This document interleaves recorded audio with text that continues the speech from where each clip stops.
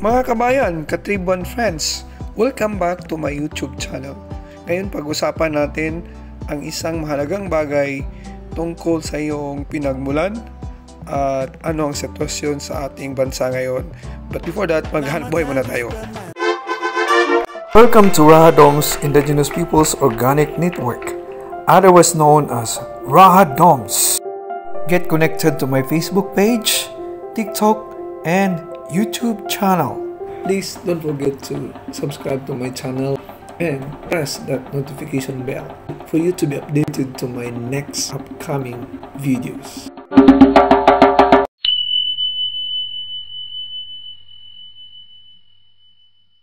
Ayaw naming madungisan ang Mindanao at gusto naming manahimik na wala kayo. Kayo ang lason ng Mindanao. Kayo ang sumira sa lupaing ito. Kaya kami nagkakagulo dahil kayo ang salot ng aming katahimikan. Gusto naming manahimik na wala kayo. Mapapederal man o independente. Ninais namin na wala kayo dahil kayo ang lumustay ng aming yaman at nignakaw ng aming mga lupain. Gising na kami sa pangliling lang ninyo at hindi kailanman mauuto. Sawang-sawa na kami sa gobernong kurakot at nangaalipin sa amin ng ilang siglo. Utak ka ni Pilipi at ng mga kolonyalista. Isa kang alipin na mahilig sa mga ayuda. Salam!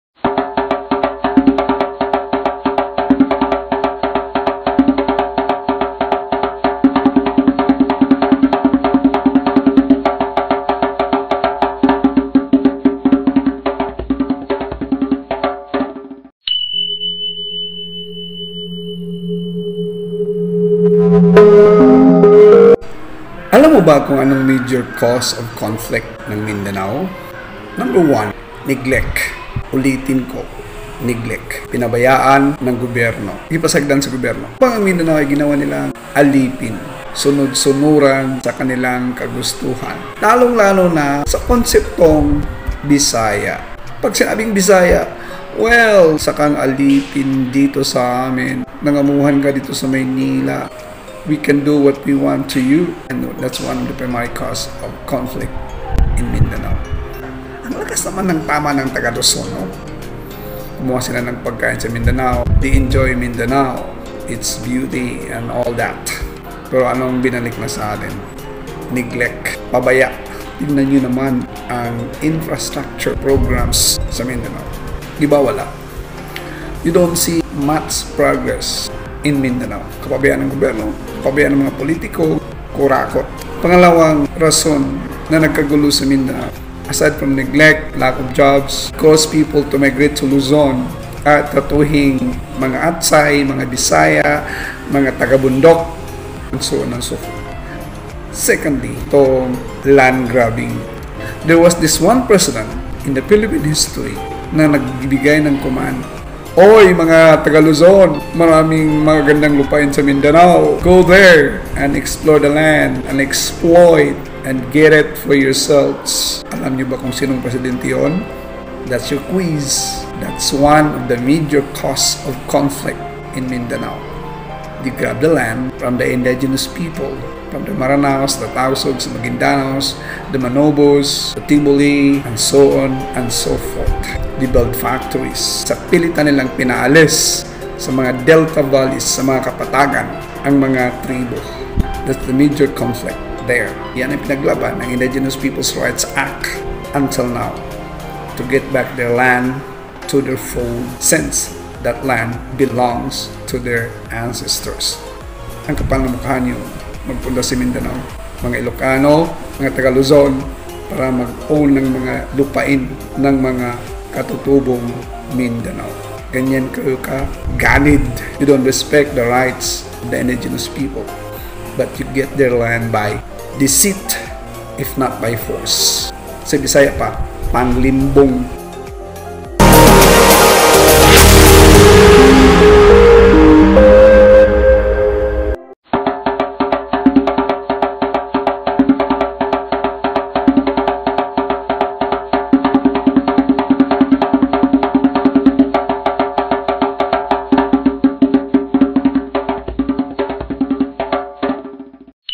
Sinulat ko to at ayokong magkamali sa aking sinasabi. When I say, ikinahiya kong maging isang Pilipino at ayokong bansagan sa pangalang yan. May nagtanong, bakit ba ako mag-English? Ba't ba ako mag-Tagalog? Ano bang gawin ko? Mag-Spanish? Mag-Chinese? Sir, bakit ka nakakap ng ganyan kung maharlika ka?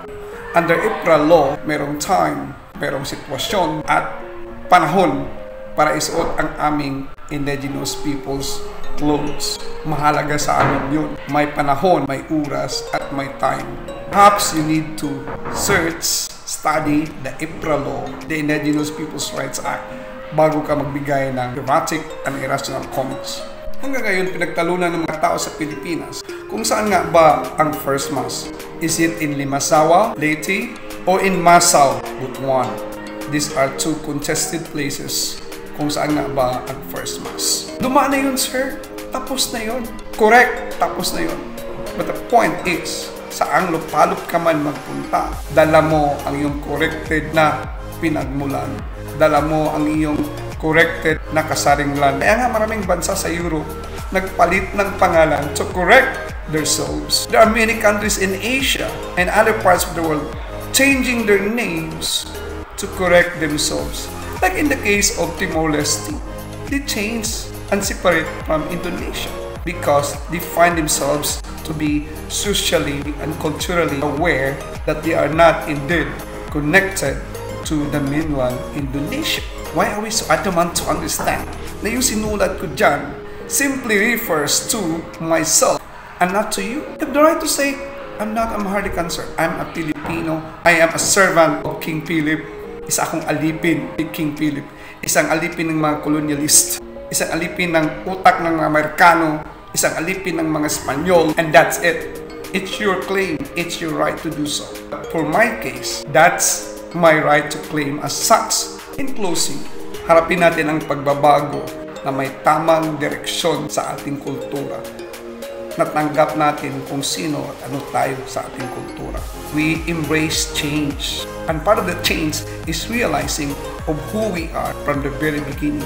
Isipin mo na lang, pag namatay ang lahat ng indigenous peoples in the Philippines at walang maiwan, ano bang point of reference mo para masabi mong isa kang culturally sound person? Dahil ang indigenous peoples of the Philippines, isang living library. Sa batas pa, sila ang repository ng ating kultura. Pag wala na sila, saan ka ba mag-refer? Sa Amerikano, sa Espanyol, sa Hapon? Tumigil ka tayo sa pagka-hypocrite dito sa ating mga comics. Let's be sound in all sense.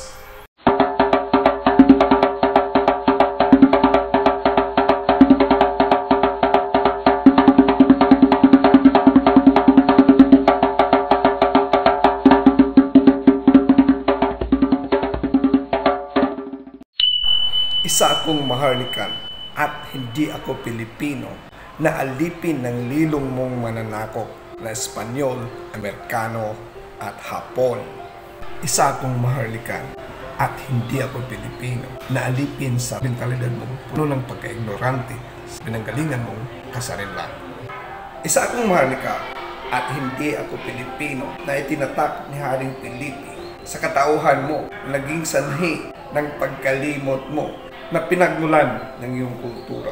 Sa pagbabago ng panahon, ang nakasulat sa kasaysayan ay hindi pwedeng palitan. Bagkus, ito'y patuloy natin hinuhubog at pinapalakas. Isa akong Maharlika at hindi alipin sa kagustuhan ng mga oligarko. Sa pagbabago ng panahon, may batas na tinatawag na Indigenous People's Rights Act. Ang tribo ay nagsusuot ng kanilang damit sa mga espesyal na okasyon. Sa pagbabago ng panahon, di namin araw-araw sinusuot ang damit na yun. Dahil ang damit ng tribo ay sagrado.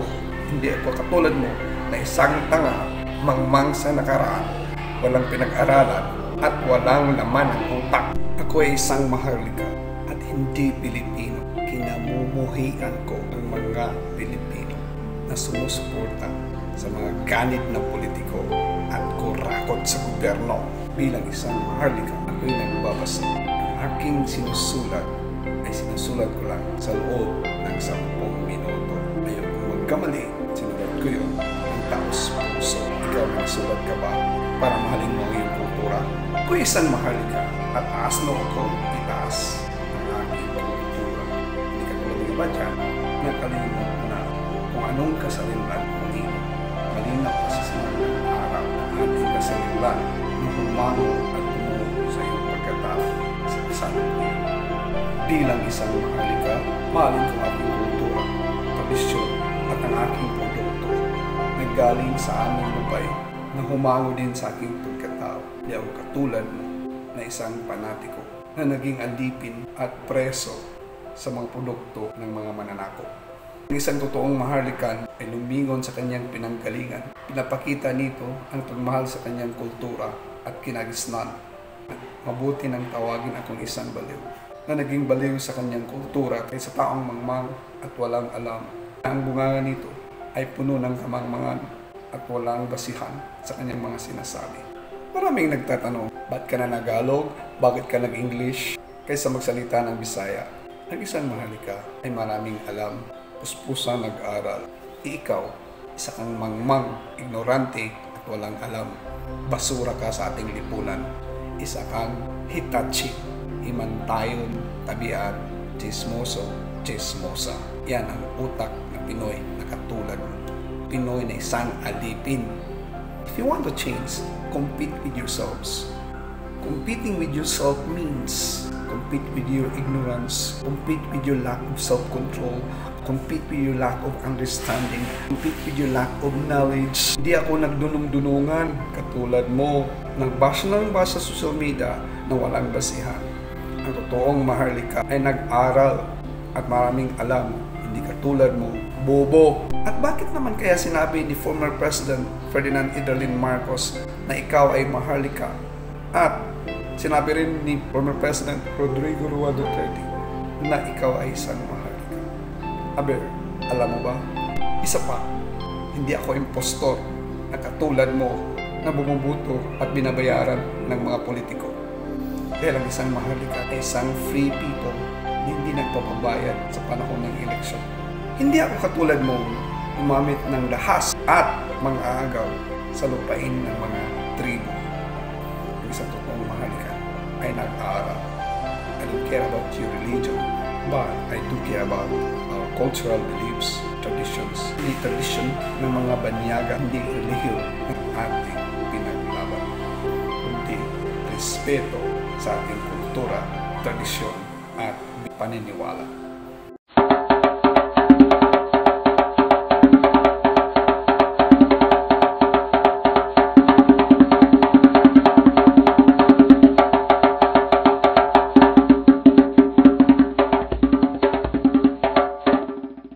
Sa totoo lang, sa isang malayong lugar, di ko maiwasang umiyak nang makita ko ang bansang tinatawag nating Pilipinas na kung saan ang mga naninirahan dito ay nagkawatak-watak. Isipin nyo na lang, pag lumaban si Manny Pacquiao sa boxing, nagkaisa ang mga tao from Luzon, Visayas, and Mindanao. Pag meron tayong representante sa Miss Universe, nagkaisa ang mga tao galing sa Luzon, Visayas at Mindanao. Pero hindi ko labis maisip sa panahon ng politika at pagmamalabis ng mga politiko na ganit sa kanilang katungkulan ng sanhi ng korupsyon, pagkalugmok ng ekonomiya ng bayan sa poverty. Kayo'y naging kamag-anak ni Huang Bulag at kapatid ni Piping Bingi at mga apo ni Sisang Baliw. Sa mga nauna kong mga videos na inilabas dito sa TikTok, hindi lathala ko ang aking hinaing, ang aking mga hinanakit sa bayang ating kinagisnan. Sa bayang tayo naging alipin ng 333 years ng mga Espanyol, 50 years ng mga Amerikano. Isipin nyo na lang, 333 years ang ginugol ng mga mananakop sa mga taong ginawa nilang alipin from Luzon and Visayas. Isipin nyo na lang na ang mentalidad ng pagkalipin ay namumuo sa kanilang katauhan from head to toe. Isipin nyo na lang na ang kanilang pagiging alipin for 333 years ay namumukod tangi sa kanilang pagkasakim sa kapangyarihan. Isipin nyo na lang ang tinatawag na ugaling Pinoy. Ugaling Pinoy ang manakit, ugaling Pinoy ang manira na walang ebidensya. sa pamamagitan ng tahasang pag-akusa. Yan ang ugaling nananalaytay sa inyong mga ugat at dugo hanggang ngayon. The Constitution says, a public office is a public trust. Ang ibig sabihin lang dito, namimili tayo ng taong mamumuno sa atin para magsilbi sa atin. Pero pinili natin para sana sa bayan, public servant na nangaalipin din sa kanyang kapwa-alipin. Yan ang sistemang lumalabas sa ating bansa ngayon. Ang tanong kasi dito, kailan pa kaya tayo magbago? Maraming presidente na ang ating pinagdaanan. Napakaraming presidente na ang naglingkod sa ating bayan. Walang nagbago. Isang tao lang ang nagpapabago sa mukha na tinatawag nating Pilipinas. Ang taong ito na sa loob lang ng 6 na taon, binago niya ang mukha ng Pilipinas sa loob at sa labas ng bansa. Tayo naging proud na tawaging Pilipino. Ang taong ito ay maraming nagawa para sa bayan sa loob lang ng 6 na taon sa kanyang mga ginagawa. Siya'y kalaban ng mga adik, siya'y kalaban ng mga drug pushers, siya'y kinamumuhian ng mga narco-politicians, siya'y kalaban ng mga kurakot na politiko, siya'y kalaban ng mga oligarkong negosyante, siya'y kalaban ng mga ganid sa kanilang posisyon. Sa loob lamang ng 6 na taon, binago niya ang mukha ng tinatawag nating Pilipinas. Ang landas ng tinahak ng tao na to na naninilbihan sa bansa sa loob ng 6 na taon ay hindi matatawaran. Siya ay isang modelo ng pagbabago at pagkakaisa ng bayan. Sana naman may isang taong katulad niya na may dugong Mindanaoan na totoong magsilbi sa bayan at may puso para sa bayan. Hindi ako bayaran at walang binayad sa akin ni isang kusing para sabihin ko ang totoo kong nakikita para sa bayan. Kung ano ang ginawa ng tao na ito sa loob ng 6 na taon. Ako bilang nakapag-aral ng abogasya sa Pilipinas at isang guro, bigyan man ako ng pagkakataon para bigyan siya ng grado. Ang grado niya is 100. Sana may mga taong katulad niya. He is the one and the best president ever made by the so-called Filipino people na kinikilala ng mga leaders ng ibang bansa. Mga kababayan, sana'y mamulat na tayo sa katotohanan.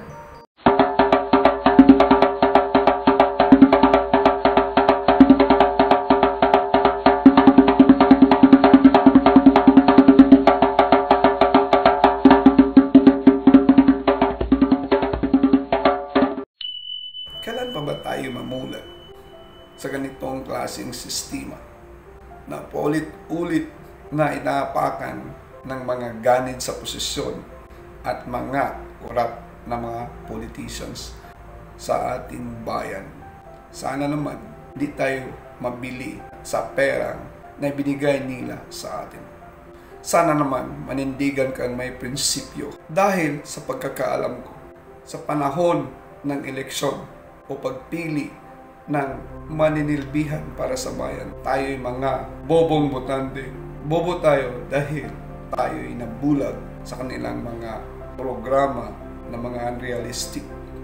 Bobo tayo dahil sa panahon ng eleksyon, tinanggap natin ang kaperangkot na pera alang-alang sa butong gusto nila. Bobo tayo dahil tayo naging bulag sa katotohanan na tayo nilinglang lamang sa isang kaperanggot na pera. Bobo tayo dahil hindi natin alam tuklasin ang katotohanan. Mas mainam pang makinig sa chismis kaysa alamin ang katotohanan. Magkaisa sana ang mga tao sa Luzon, Visayas at Mindanao sa pagtuklas at paghanap ng katotohanan na may respeto at dangal, hindi yung pagkawatak-watak at paninira. Mga kaibigan at mga kababayan kong nag-follow sa akin sa TikTok, isipin niyo naman, maraming mga tao pa rin ngayon sa tinatawag nating Pilipinas at sa kasulok-sulokang bahagi dito na hindi pa nakapag-aral.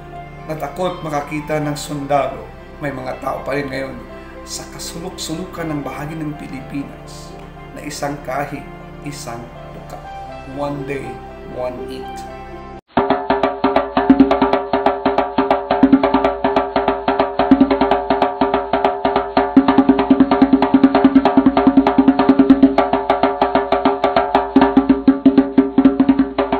It's been years that I keep quiet, and from a distance I look at our country with its rise and its fall. I cried because there are a lot of chances in our lives that we as a nation look at it as just a mere stone. And right there in our land, we elected a president that's supposed to build discipline. But most of us don't treasure that. Most of us fail to treasure his existence. Most of us fail to listen to his call for change. Mahirap yatang magbago ang mga tao sa tinatawag na Pilipinas. Nalulong na sa droga, nalulong na sa korupsyon. I've been teaching years back in the Philippines. I teach students become good people in my class. Most of them are professionals in their own field, but my hope for this nation is still there. Become too emotional on the things that happen now. You see, si Tatay Digong, nanawag siya o independence, a peaceful independence and separation of Mindanao. It is my birthplace. It is my homeland. It is the land of the indigenous people. Yuta sa mga tribo, gikan sa tribong Tausog, Maguindanao, Maranao, Manubo, Tibuli, and so on and so forth. And yet, we are suppressed to become a developed island. We are suppressed to become a prosperous group of people in the South. Kung ako papilion, I don't want separation. But we have no choice. We've been plundered. We've been ignored. If the prophecy about Mindanao is true, let God of heaven and earth true to His words about Mindanao.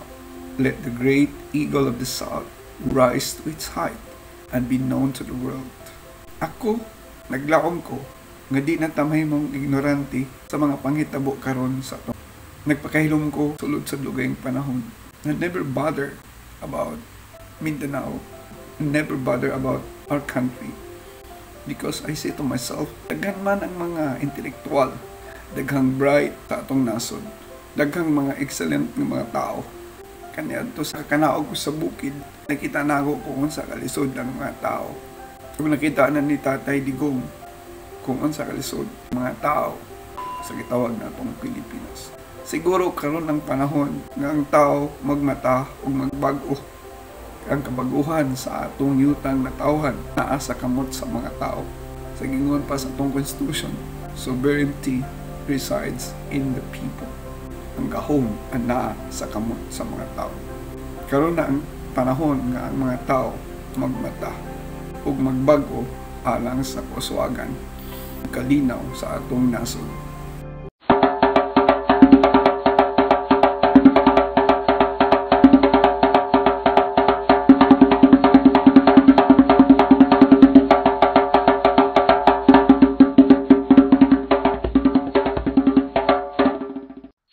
Hanggang may mga buaya sa bulwagan nating gobyerno, huwag kang umasa na may tunay na pagbabagong magaganap sa bansang tinatawag nating Pilipinas. Hanggang hinayaan natin ng bilhin ng mga buaya ang ating karapatang bumuto ng malaya, huwag kang umasang aasinso ang Pilipinas. Hanggang patuloy tayong tumitingala sa padrino system. Yan ang judge, uncle ko yan. Yang chief of police, uncle ko yan. Huwag kang umasa na umasinso ang Pilipinas. Hanggang hinayaan natin ang padulas system, under the table transaction. Katulad ng pag-apply ng trabaho, kailangan may padulas kay superintendent para makapasok sa trabaho. Huwag kang umasa na asinso ang Pilipinas. Hanggang hinayaan nating umusbong ang crab mentality sa mga Pilipino. Huwag kang aasang may tunay na pagbabagong magaganap sa Pilipinas. Kung gusto mong may tunay na pagbabago sa Pilipinas, Pwes, tuldukan mo ang buhay ng mga buhaya na kumikitil sa buhay ng bawat Pilipino.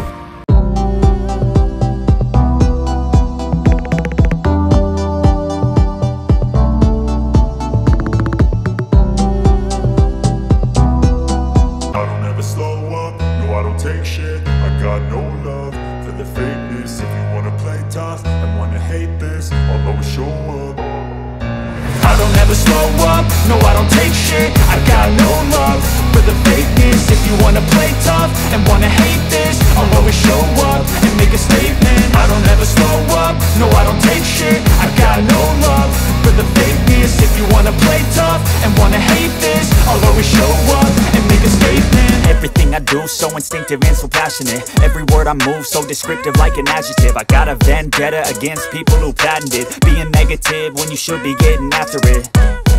I got facts over tracks, this and that. Spitting slow, spitting fast. I could roast, I could gas. Think I'm okay at last, but I don't know if that can erase all the past. And the pettiness, a reflection of the emptiness. Hilarious.